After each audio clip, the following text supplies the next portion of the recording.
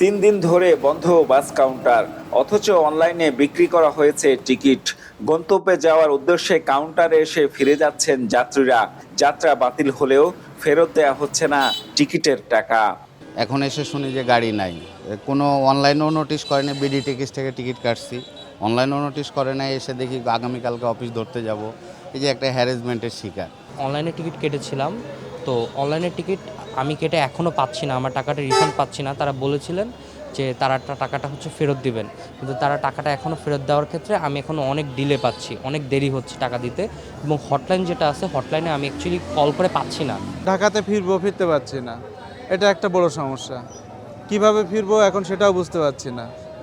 এখন তো অনিশ্চিতের উপরে, আবার এখানে আমরা কোথায় থাকবো সেটাও জানি না। একটা ঝামেলার মধ্যেই তো আছি আমরা। আর এগুলো তো যে আগে থেকে যদি নোটিশ দেয়, তা তো কোনো নোটিশ নাই। গতকাল আসছে, এখন আমরা তো জানি না আসলে এখানে হঠাৎ সাডেন এরকম একটা সিচুয়েশনে পড়বে। তো আমরা আসলে বিপদেই পড়ে গেছি হঠাৎ করে। এখন কিভাবে যাব, কি মানে কই থাকবো, এরকম কোনো অবস্থা আমাদের নাই এই মুহূর্তে। গ্রামীণ খুঁজলাম, এভারগ্রিন খুঁজলাম, একতাতে দেখছি, কিন্তু এভারগ্রিন নাকি চলছিল। ফোন দিয়েছিলাম, তো এখন এসে ওনারা আর টিকিট দিতে পারবে না।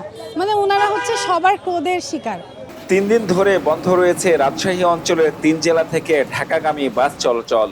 বেতন বৃদ্ধির দাবিতে চলতি মাসেই দুদফা কর্মবিরতি পালন করেন ঢাকা কোচের চালক, সুপারভাইজার ও সহকারীরা। এ নিয়ে গত 23 সেপ্টেম্বর ঢাকায় শ্রমিক ও মালিকপক্ষের বৈঠকে বেতন বৃদ্ধির সিদ্ধান্ত হয়। কিন্তু বর্ধিত বেতন মালিকপক্ষ কার্যকর না করে হুট করেই বাস চলাচল বন্ধের সিদ্ধান্ত নিয়েছে বলে জানান শ্রমিকরা। 25 তারিখে ট্রিপে যাব, তো মালিক ফোন দিয়ে বলছে বাড়িয়েন না, মালিক পক্ষ। তা আমি বললাম কেন, তো যে গাড়ি আমরা চালাবো না। কী হলো, তা আমরা যে বেতনটা মেনেছিলাম সেটা আমরা বাস্তবায়ন করতে পারবো না, আমাদের জন্য সমস্যা, তাই আমরা গাড়ি আর চালাবো না। ফেডারেশন যেখানে সমাধান করছে, ফেডারেশনের কথা এখন অমান্য করছে। তো প্রথমেই মানত না, ফেডারেশনের সাথে বসছিল, তখনই নামে উঠে যেত। তা আমরা বলতে যে মাহাজন মানেনি, কিন্তু মানার পরে গাড়ি চালুর পরে এটা আবার করলো।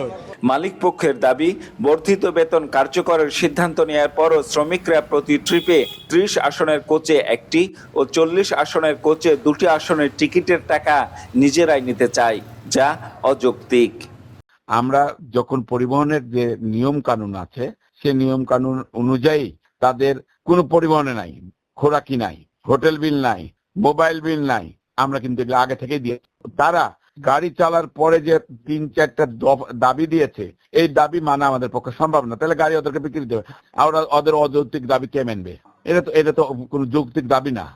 কেবল রাজশাহী, চাঁপাইনবাবগঞ্জ ও নাটোর থেকে ঢাকাগামী অন্তত 5টি প্রতিষ্ঠানের বাস চলাচল বন্ধ রয়েছে। Ziaul Gani Selim, Star News, Rajshahi.